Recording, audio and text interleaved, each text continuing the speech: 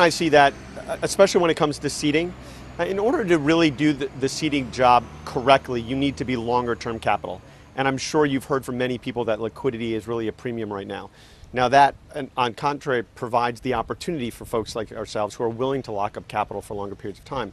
But really, people are putting a premium on liquidity rather than quality. And until the focus goes back to quality, I don't see a lot of people putting capital out. Can you give me an example of somebody you backed and why? Well, the first manager that we backed is a firm called LRV Capital. It's three partners from a firm known as Millgate, which was one of the original Tiger Cubs founded back in the early 90s. The reason why we like them really is a number of reasons. The three principals were partners at that firm and had been a partner at that firm for many years and had spent a decade managing that exact same strategy. The second reason is we think they're very differentiated, not only in their investment approach, but in the mandate. The mandate is global ex-US equity long short. So they do everything in the world, frontier, emerging, and developed, but not in the US. So we don't know of any other firms that do that.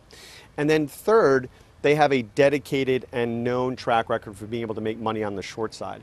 And it's very few people can do that, not only in the US, but importantly overseas. And so the combination of those three things and our comfort in them and our confidence in them made it our first investment.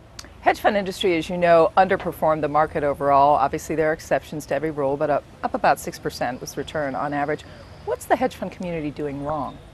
Well, I think what the hedge fund community is doing wrong is very similar to what the long-only community was doing for many, many years, which is they're too benchmark sensitive. Very few people are willing to really take independent views, preferring more to invest along with the herd.